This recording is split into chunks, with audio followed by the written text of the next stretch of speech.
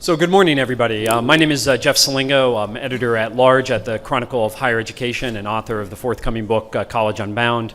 And I'll be moderating today's panel, Rearming the Militia from Revolutionaries to Incumbents and Back to Revolutionaries. You have the bios of everyone on today's panel, so I'm not going to read them or even introduce them because I want to kind of get right into the discussion. We'll have hopefully a vigorous discussion and debate. We love debates.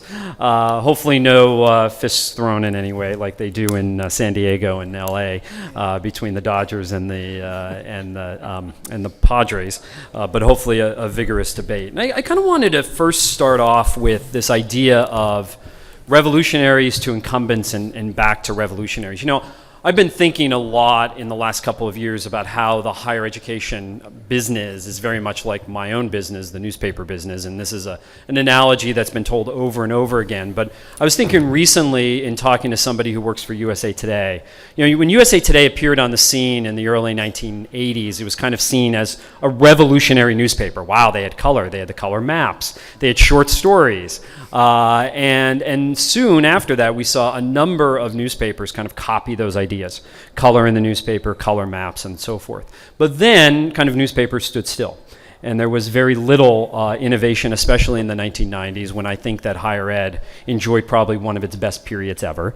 And then, of course, the web and the internet totally disrupted the industry, which we see today. And even a newspaper like USA Today, which was seen as revolutionary in 1980, is really struggling today. And so I wanted to start off by asking kind of each of you, you were in many ways, many of the folks in the for-profit industry were seen as innovators when you really kind of came on the scene in the last 2 decades. And now, according to the title of this panel, you're seen more as incumbents. How are you trying to innovate for this next wave of revolution in higher ed? And let's start with you, Andy. We should start with the newspaper man. Who understands this better than anybody? Well, I could talk about the analogy to the newspaper industry, but I'll actually start with your last question, which is and I might as well start off by challenging the premise. You know, if you look at sort of what passes for innovation in higher education today, what people are excited about, I'm going to argue most of it stemmed from the for-profit higher education sector. So Jose in the last panel talked about the sort of early work on adaptive learning that we did in 1993, some of which worked and some of which didn't work. But you know, we've had 20 years of experience of working through that. No question that online learning was pioneered, invested in, tested. Some things worked, some things didn't over the course of the last 10, 15, almost 20 years by companies like Phoenix and DeVry and Kaplan and so on. Even if you take things like the completion agenda, almost everything in the completion agenda stems from the sort of the work product of people in private sector higher education and standardized curriculum. All those things are really exciting nowadays. The thing is, if you read the newspapers, you would think that online learning had been invented by some brilliant Stanford professors in 2011. And similarly with the completion agenda, if you think about all the things that people talk about, those are the things that the for-profit higher education marketplace was criticized for. I mean, all the things about how you measure students and make sure they show up in class and so on. If you read some of the old stuff. So I guess what I want to challenge about the premise of the question, Jeff, is you say we were viewed as innovators a decade ago or 15 years ago, as though that's changed. In fact, our sector has never been viewed as an innovator. We actually have just done the work of innovating. And so if you go forward, I think probably every company on this panel is working very hard on the things that in 5 years, the sort of forward-looking traditional institutions like Arizona State will adopt, and they will be applauded in some regard and treated warily by others. And then 10 years from now, Stanford will come out and do the things that we're working on right now, the front page of the New York Times will declare them to be unbelievable prophets of a new millennium. Just for the You sound record, like you have a I just wanna complex, make sure Andy. that Come we're on. looking just for the record, forward. I totally disagree. Andy's just trying to get me back for all those stories the Chronicle's done over the years. Oh my God! And you're, But no, can we look forward though? What are you working on now that you think will be seen by the traditional sector as innovative and they'll copy in 5 years? a lot of stuff. But let me let let Daniel and Wally kick in here. Well, I mean, I'm like the unicorn on the panel, so I'm happy to. The question is, am I the revolutionary or am I the incumbent? It's not entirely clear. So we are clearly revolutionizing through the incumbent. So we're kind of like if Napster partnered with the record labels, then they would have been iTunes. That's in some ways what we're doing. And these are incredibly rich institutions with deep history, deep brands, really high quality content. And the reason I said I entirely disagree is people like us are now in the sandbox. And I'm not saying we're perfect, but I will tell you that what Georgetown and Chapel Hill are doing is pretty incredible. So that we just released something called the bidirectional learning tool, which basically is the Socratic method done asynchronously. James built it. It is entirely, it is the best work we've done from a pedagogy standpoint in the programs. And my point is that's being deployed into what you would consider the most traditional institution built in 1789. But Chip, how do you scale that given what Michael Crow said this morning when he talked about the 3 types of institutions? You're only in that one type, the elites right now.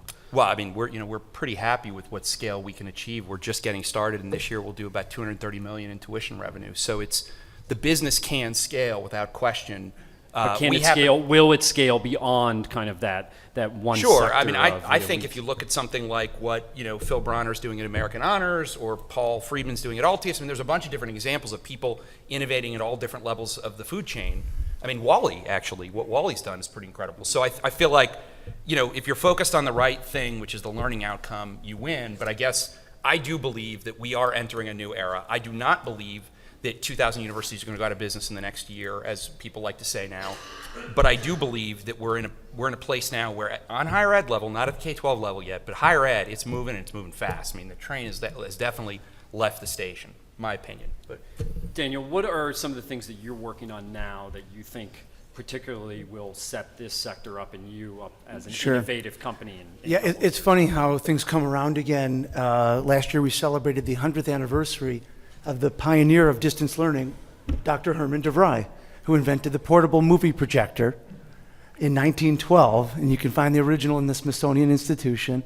And the first application of this new media was educational films, and he trained the military, even through World War II, on radar and electronics, using educational films taken out to Army and Navy bases.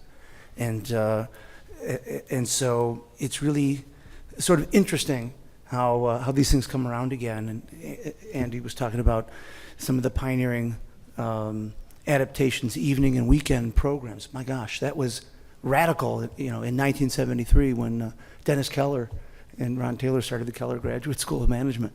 And so it's all been about how do we meet students where they are, how do we meet them physically where they need to be, such as evening, weekend, or online, and how do we meet them educationally and pedagogically where they are. So some of the things that we're working on now would include adaptive, which we've certainly heard a lot about at this conference. Adaptive learning, mobile we think is very, very interesting, and how students can learn on the go. It's really for us. What we're trying to do is be a beta partner of choice to the educational startups that are out at a conference like this. We've created a educational technology R&D group headed by Jeff Dunn, who I think is here. And what we want to try to contribute is work with startups in a way that it helps to work at the clock speed of a startup, which usually is tough as they try to marry up with large organizations. So we've got a sort of a separate group to enable that, and try to contribute to the development of these new educational technologies, try to contribute to the ecosystem in whatever the next thing is. So that's what we're focused on right now, Jeff. Wally, what's next? I would tell you that I'm a personal believer in that as education morphs, there's very little that hasn't been invented yet. The idea, though, is that someone needs to bring it to scale and demonstrate the commitment to scale. So, many of the things that the other panelists are working on here, whether it's adaptive learning, whether it's personalized learning, whether it's big data and the application of big data into predicting better outcomes as well as making better outcomes happen, we're certainly, we pride ourselves on being a learning organization. And Andy's earlier comments that, we certainly didn't get recognition from it. I remember the lead-off that Jack Wilson had at last fall's Sloan conference, where he said, the institutions with Sloan, which are nonprofits and for-profits, he said, we've been at this 20 years, and you would think Stanford invented it with the MOOC. So we continue to refine, build best practices. I would say that one of the big differences, particularly when you can scale, so individually we're at over 100,000, but we're partnering with Phoenix and others in the PAR project, where now we've got close to, I think it's 2 million students who are all online at different institutions, and with their course outcomes, it's like 8 million records, and we're trying to look at predictive analytics there and share and benchmark for the betterment of learning. And I look at it as you can be an innovator, and at the end of the day, if you're a first mover, you'll benefit. But at the same time, you need to share this, because if you keep it in a black box, you're going to get ridiculed or even questioned for the quality and integrity.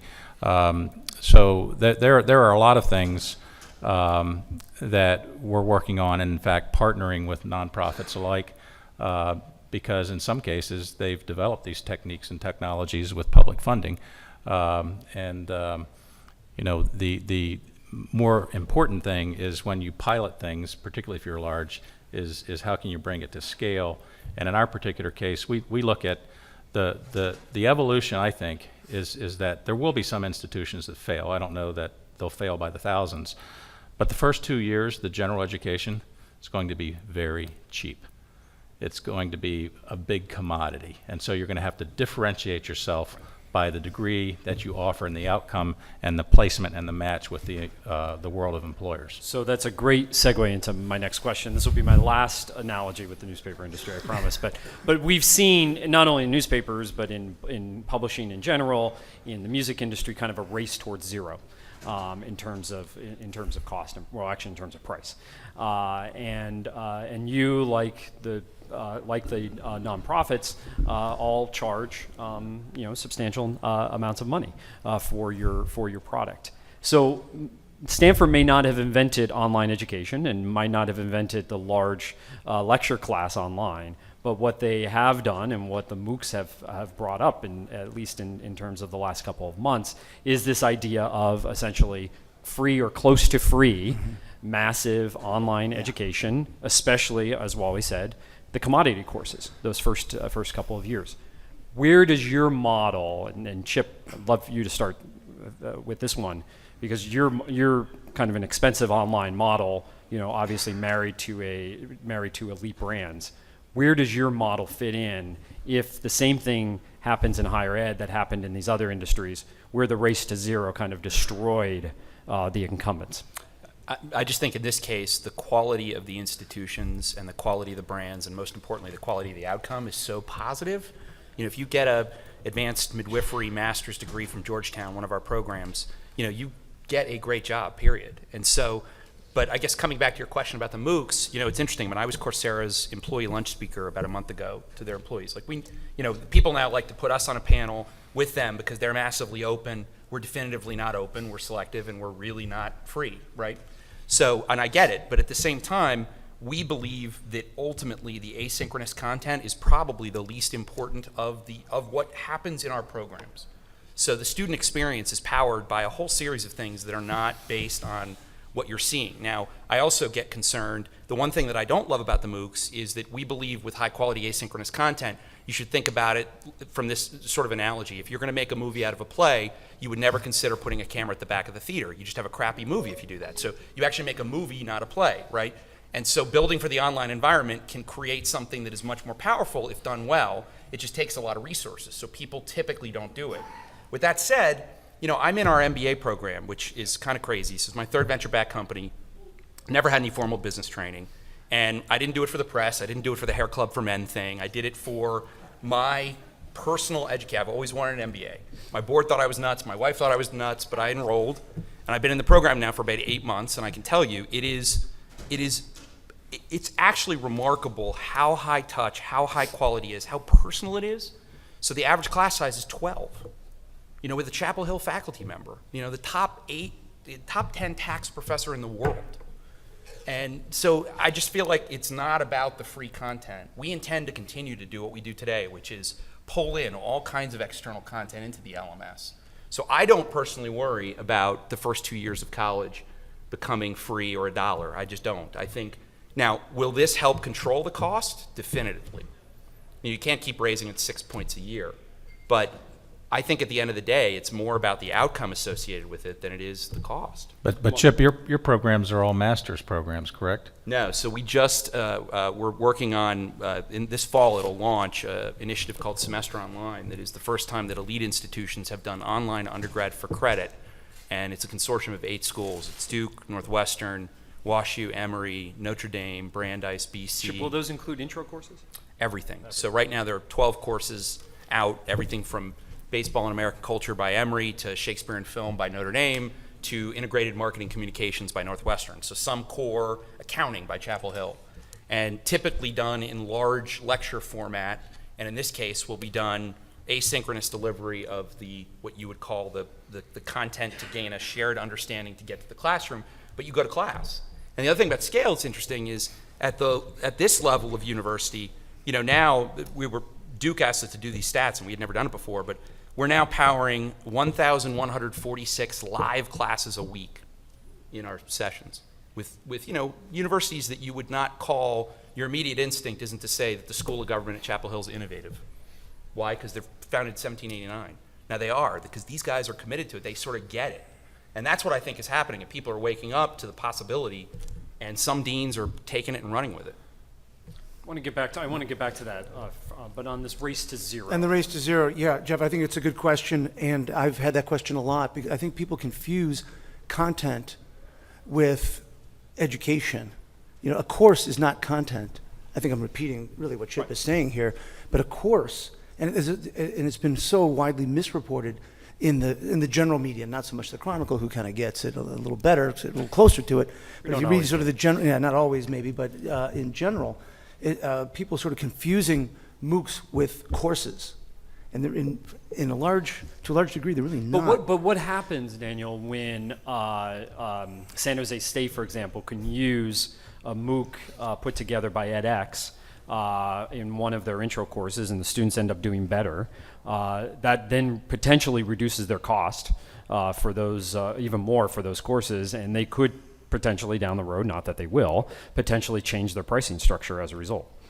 So yes, so they're not necessarily going to have the MOOC won't replace the course, but it will now become such a big part of the learning resources for that course that you could potentially change the cost structure. An online course, as we know it, is similar to what Chip has just described, smaller class sizes than typically the on-site classes that we've often taught, and certainly not one professor to 150,000 students. That's not sort of the small, intimate learning experience that is what we think of when we think of online courses.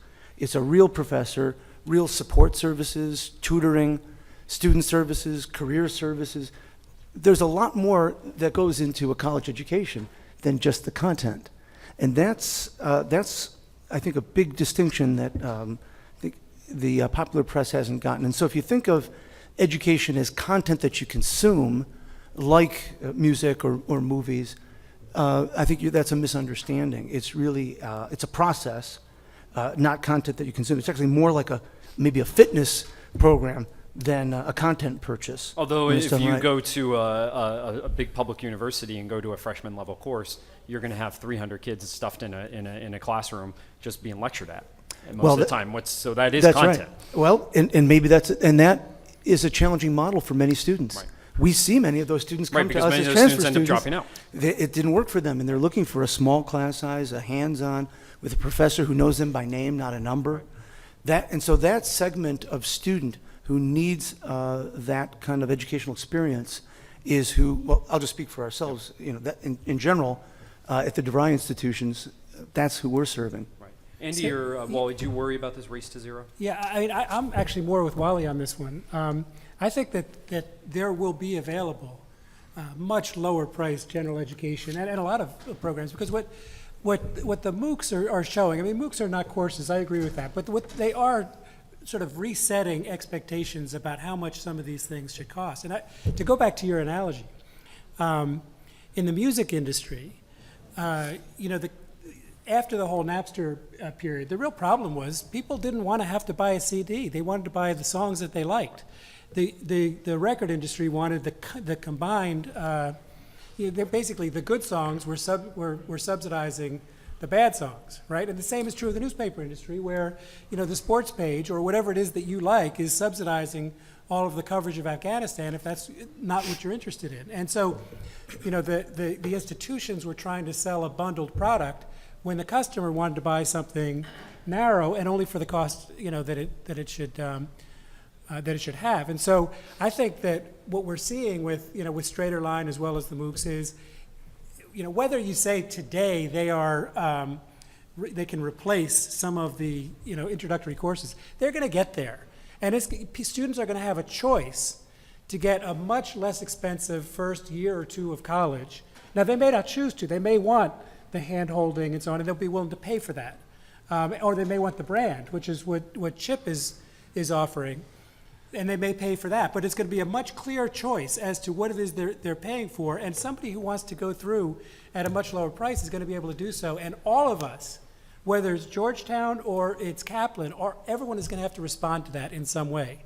We're going to have to provide our value proposition that says to people, it's worth it to spend X amount. But we at Kaplan go on the assumption that price points are going to be going down and going down steadily over the next several years. Yeah, and I don't think that, I'll just jump in quickly to say, you know, all of that makes sense in theory, but the data and our experience so far has been the opposite. I mean, we've been partnering with many of these like a Straighter Line and gotten like nothing.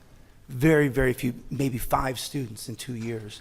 Well, were able to go Because through. students don't want to travel that path? They didn't complete. They didn't have maybe they didn't have the motivation. They didn't have someone pushing them. They didn't have a professor. They didn't have, and we've actually walked away from it. We're not even partnering with them anymore. But Daniel, because look we're at not getting the data anything about how coming through. students are pulling back from some private colleges and going to community colleges or public institutions that are less expensive. People, I mean, in an ideal world, people will go for the premium product. Everybody would like to have a BMW instead of a Ford if they can afford it. But if they can't afford it, they're gonna buy something that is less expensive. But Andy, now I agree with you on this kind of pathway through college is going to be different, and they're going to want to kind of mix and match stuff together. But higher education doesn't make that very easy right now. Do you really think that institutions and accreditors and states are going to make that much easier in the coming years? Every force in higher education is fighting to put up barriers to make all of what we're describing impossible, Right. which is why it hasn't happened.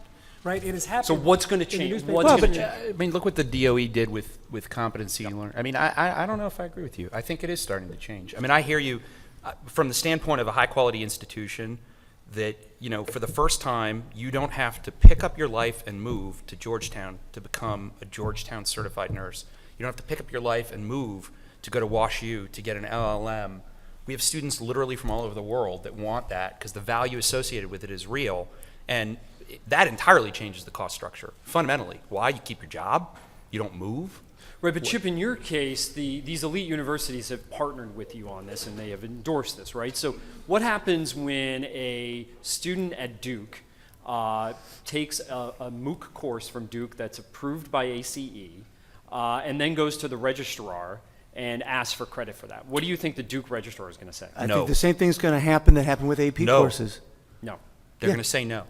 They're going to say no because they need the revenue. But No, but it's then, not even that. then I if you're think- the student or your parent, you're going to say, wait a second, this is a Duke professor teaching this course, teaching essentially what they teach on campus, and I'm a student who you've accepted to Duke, and you said I have high enough over academic time, standards. there is no question that even at the elite level, there will be some change to introductory coursework, just like you said, AP. We actually think AP is a huge opportunity for semester online, huge. But most colleges have stopped taking the APs. That's they'll, right. They'll let you place Dartmouth up. just announced But Dartmouth, won't accept AP courses. And I'll give you a story. I had a ton of older brothers and older cousins. So when I went to high school, they all said, take APs. It's like the best deal going. And Cut out a year. literally, I came in as a second semester sophomore at Michigan. And they stopped now that you can't do it anymore. But one of them, in my high school, they didn't offer European history. And I noticed on the list of APs, I was really good at history, and I took the American. But we didn't have European history. So I read a book, and I took the test. I didn't get a 5, but I think I got a 4. Now, is that right? I mean, did I really know much about European history? I read a book, took the AP. So what if you're in high school and you take one of these MOOCs and you do well, you score perfect? Should you That's get credit great. for that in college? Yes. I don't know. I don't know if I want to go. And then how does the I don't know if I really want to go. You know what? How And does where the do we take it? institution Wally capture revenue for that? You don't. But So what our happens now- institution, 80% of our graduates bring in transfer credit from somewhere.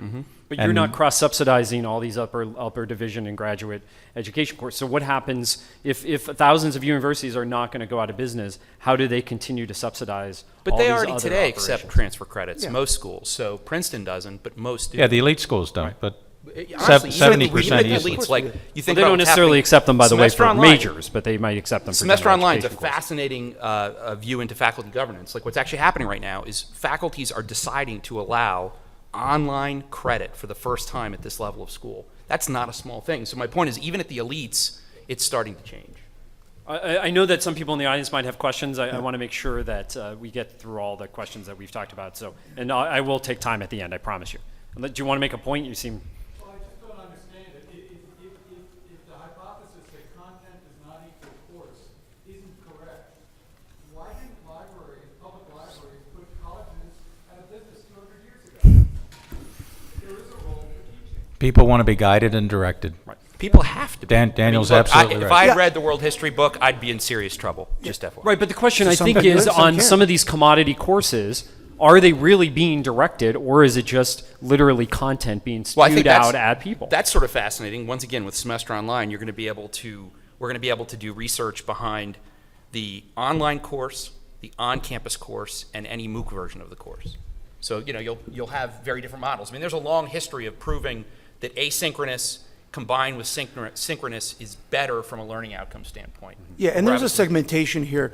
The more career-oriented and applied the topic, the more that I think we get a little more skittish about these things. I mean, do you want to go to a nurse?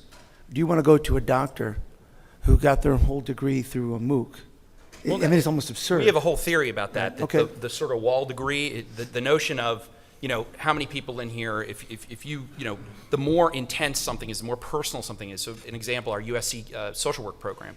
That's a very intense sort of personal process. You go to a social worker, you have a huge issue, you don't want a badge. Much less if you have a problem in your colon, good Lord. Then clearly you don't want a badge, right? You want a high quality degree from any great school. That's what you're looking for. But is that true in every single industry and in every single type I of think job? it's more true. I mean, our experience so far is it's more true than not. People Right, clearly but you're also want the offering, quality. again, mostly graduate programs up until now in very specific fields. Yeah, I mean, across, right now, 9 different graduate verticals, all different types of, nursing is very different than public administration, which is very different than public health, which is very different than international relations. And people, You wanna- Do the institutions that are contributing to your semester online accept the credits that are delivered from semester online? yes, across the consortium. So they're agreeing to not only accept their own students taking the course, but Notre Dame will agree to accept WashU's credits. I want to return to a theme of this conference, which is return on education, return on investment. And there's been a lot of discussion on the value of higher education in the popular press in the last couple of months, and there's been an increase in the number of tools available for students now to get kind of their ROI down to specific program level and specific institutional level.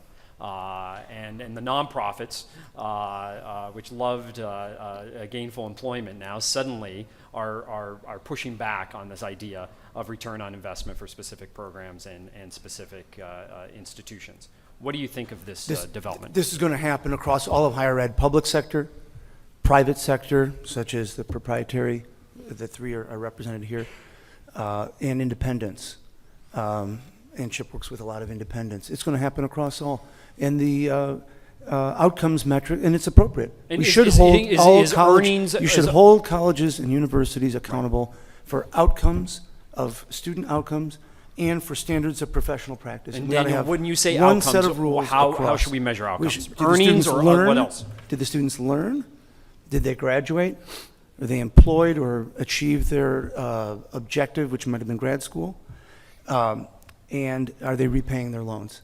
And We also in some cases, intensely measure eligibility for their profession, let's say licensure. Student satisfaction also, exams. I think, is huge. Student satisfaction is a very important outcome that should be measured as well. And so outcome metrics of outcomes is sort of the first pillar, and the second pillar is standards of professional practice. Proper disclosure to prospective students, making sure there's not aggressive recruiting, making sure, and there should be one set of rules for public, private, independents, making sure that coaches aren't abusing their basketball players. That's one set of rules. Making sure you're not covering up from some sort of pedophile to protect your football program. One set of rules. I mean, this applies to standards of professional practice apply across. It's not that there's good acts and good actors and bad actors, and no sector has a monopoly on any of those. So that's what you're going to see is one set of rules for public and private universities, like we have in many other countries that where we operate around the world. So I agree with what Daniel is saying, that there's going to be increasingly, agreement on what constitutes an outcome. So, and Daniel mentioned a number of those. Now, if you believe that, you have to believe that competency-based learning will be agreed upon, that MOOCs, to the extent that they can actually lead somebody to achievement of an outcome, are going to be accepted. That if somebody reads a book and is able to accomplish it, they're going to, like, everybody thinks, we should measure outcomes and compare based on outcomes, but then we start going back into, well, but you have to have the teacher, you do have to have a teacher to accomplish some things, but you don't have to always have, the same model for every student and every course. And if you can achieve the outcomes, you should be able to go through the most direct path to getting there. Wally, any thoughts on this?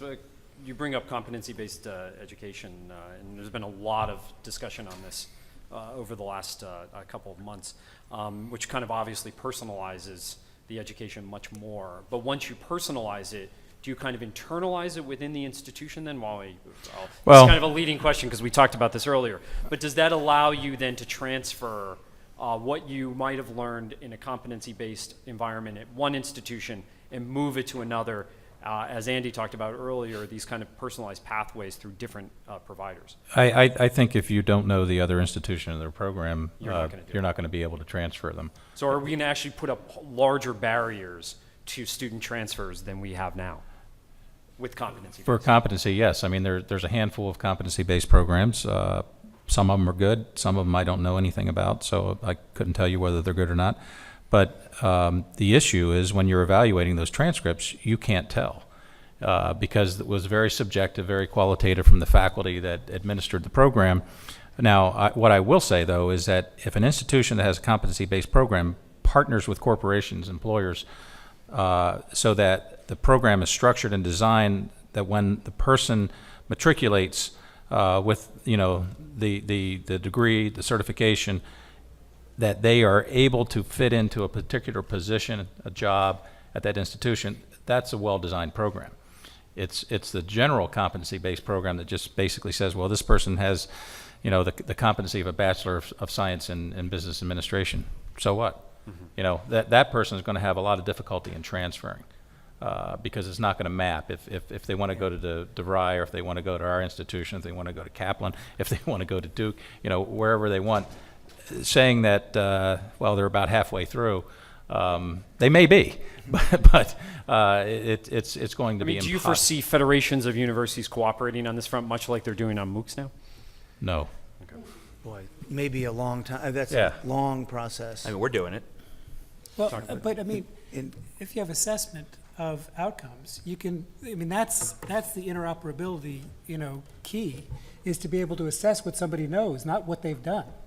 And so there's not really a strong mechanism out there. You asked about opportunities. That's certainly one that we look at, is how can you be the place that people go to measure whether or not you actually know something? Sure, If you but- can do that, then you can go to DeVry, you can go to Duke, you can go Exactly, to, and- whatever their standards are, you can measure it. Sure, and like most universities, we have competency assessments. Students can place out of certain courses if they can But demonstrate. their aren't you that's going to want to nothing be, new. Andy, aren't you going to want to be part of designing those competencies? Or designing the measurements for those competencies? And if you're not, why would you accept that from another institution? Well, right now, I love how we assume that the government will continue to spend hundreds of billions of dollars because we don't want to, cooperate on learning outcomes. Or, at some point, the well runs dry. We think that parents will keep on spending hundreds of billions of dollars in order to fund our unwillingness to cooperate. And at some point, people start saying enough. The government and families will say, here's what we're willing to do and here's what we're not. And they will reward institutions that bring down the cost and complexity of an education, and they'll punish the ones that don't. Want to take questions from the audience? Yes, right here. And then I'll get to you in the back.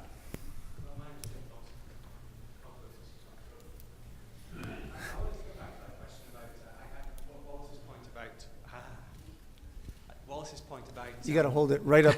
courses, thank you, courses and content being different. We're an adaptive learning delivery company, and I'm curious about how people think about that. An adaptive platform is helping a learner like a personal tutor does. It's taking them through a personalized path through the learning. It's supporting them when they need very specific support and so on. And I'm curious about, we're seeing that with our customers, that there's this breakdown between content delivery and instruction is disappearing. That we're seeing the adaptive personalization, bringing those two things together, and then seeing universities thinking about, well, are we now competing with the publishing companies? So I'd just be very curious to hear thoughts on that area. Well, I said it on your presentation, and I liked your idea, and I copied your email address, so I'll be contacting you afterwards. But, if you go to, for example, the Carnegie Mellon Open Learning Initiative, which is a form of adaptive learning using artificial intelligence techniques, and they started with the statistics program, and they've done some other courses. It sort of links into this discussion about having a faculty-led class. They currently state that their technology allows them to have the ratio of 1 instructor per 200 students. I think that technology perhaps has the capability to today, if really a larger consortium works on it, to maybe get up to 1,000. But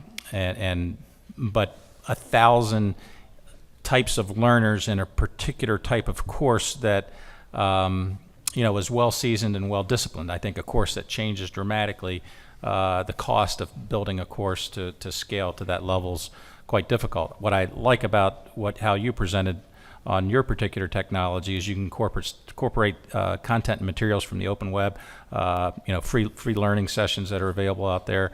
That type of adaptive learning, particularly if it's designed by someone that actually understands the different learning styles.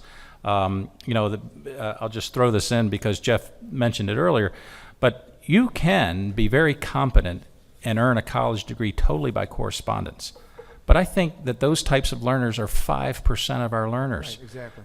There are multiple different learning styles, and those of us who've sweated through adult learning and adult learning online know that there are dropout rates not because we don't care. There are dropout rates because online doesn't work for those people. Those people need face-to-face on ground. So if you're going to develop this, first whether it's a MOOC, whether it's adaptive learning in a Carnegie Mellon course, whether it's one of my courses, one of his courses, it's not for everyone. And the better you get at designing it and building it for everyone, certainly you'll be much more efficient on the multiple sectors you can, but still at the end of the day, there's some people that are going to have to learn in a face-to-face environment. There's a question in the back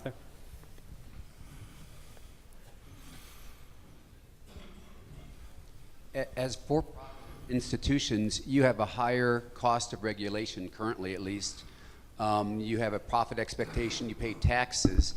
Now that nonprofit institutions are going after the same students that you currently have and using many of the same techniques that you're currently using.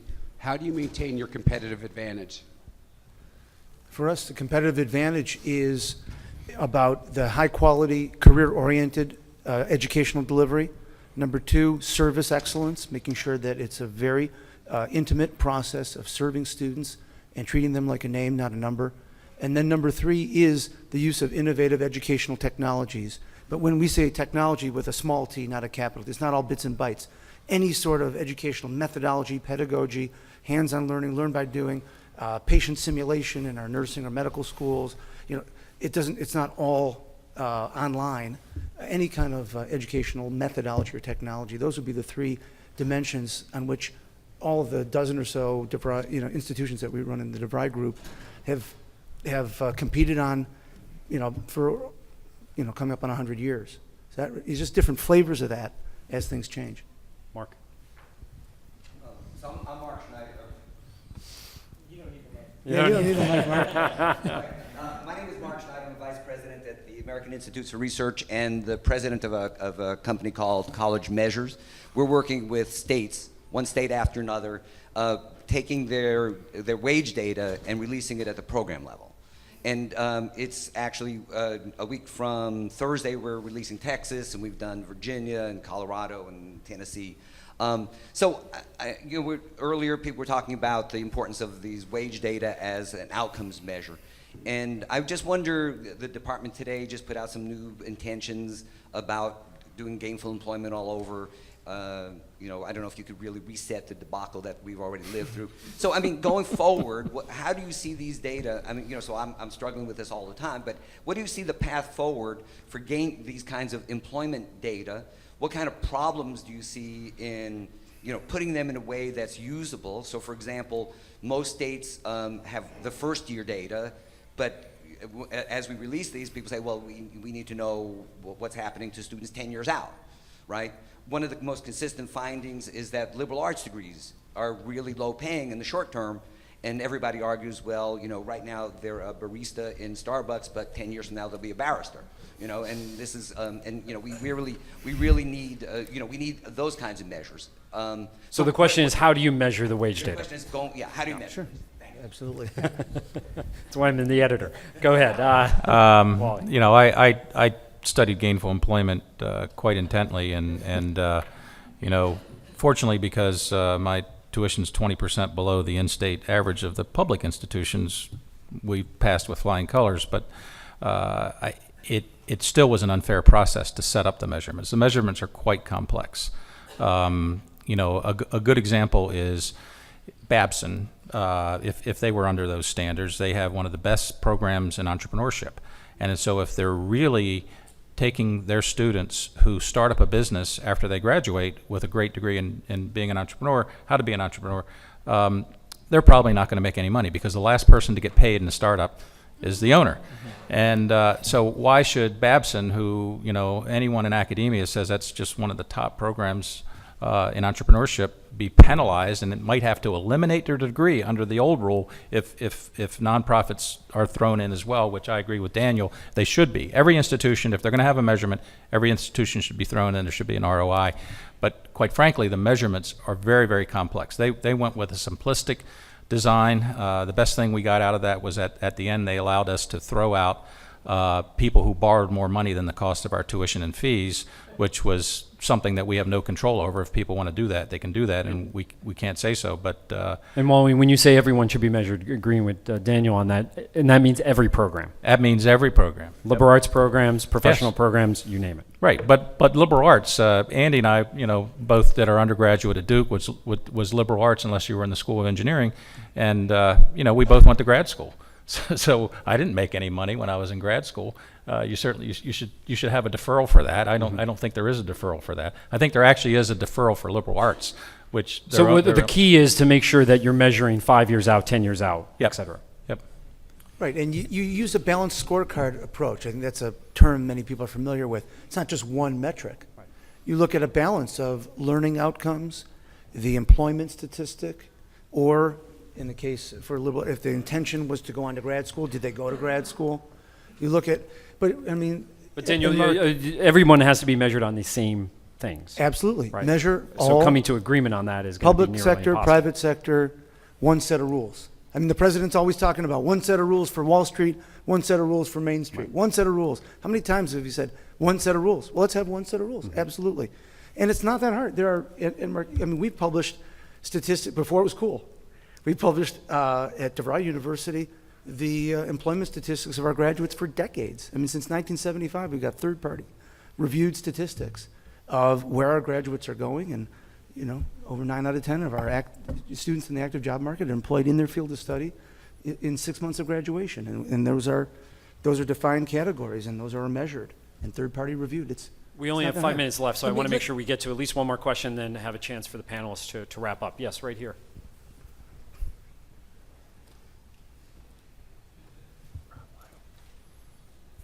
Thanks. Just gainful employment, I guess, just got hip yesterday, so my only caution is we'll be the journalism schools, Jeffrey. They don't look so good on that. No, they don't. But if I take it away from gainful employment and back to the topic of this, we went across a number of things here. I heard people referencing class sizes from 12 to infinity in a MOOC. I heard synchronous and asynchronous. We heard, people talking about credit by assessment, competency-based learning, and the reality that different people need different pathways through. So my question to the four of you is the next wave of innovation actually going to be something new that we haven't experimented with to date? Or is it actually going to be really conscious refinement of a whole bunch of processes that have been in existence for some time, are accepted by creditors and the regulators, and it's really about just making them better and better and better over the next 5 to 10 This is actually a very good closing question. I think that what's new, I do think that big data, which a couple people have mentioned, using high-end analytics, that's new. I mean, we've talked about it and applying that to adaptive and to other facets for retention and persistence. That is new because we've talked about it in higher ed for decades, I'm sure, but we didn't have the data sets, we didn't have the computing power, we didn't have, frankly, the energy around startups. There was no such thing as an ed tech startup, no such conference, right? So that whole ecosystem is something that I think is very new and very exciting. Yeah, I agree with that. I mean, data, the ability to measure everything that happens gives us the ability to measure outcomes and then optimize around outcomes instead of optimizing around all of the inputs that currently characterize education.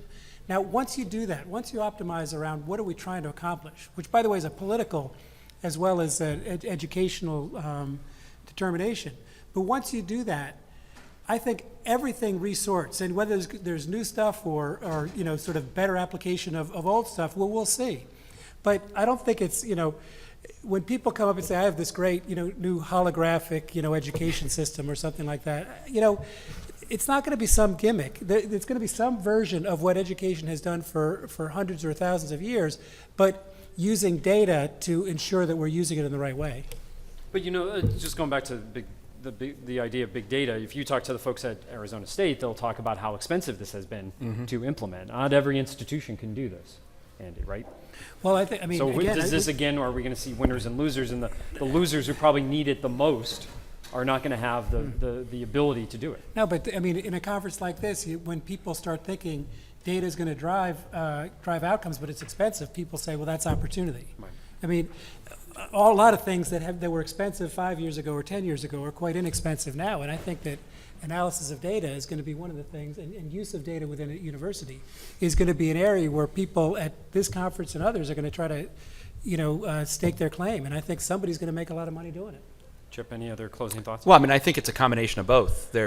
You look at our live sessions, for instance, you really couldn't do it 4 years ago. You just couldn't do it. You couldn't have 20 people in a synchronous session going into breakout rooms where it actually worked, right? Because if you're paying real money for an online degree, it better work, right? You actually need to be able to go to class, and too often technology doesn't work, and so that technology is at a point today where we can deliver it at scale, and the school can staff up at scale. But that's a new innovation to an older technique. So the question of how you bring in other techniques into the asynchronous, like gamification, which we haven't talked about at all. So that's something that I think is very real, and you're going to see more and more innovation around that.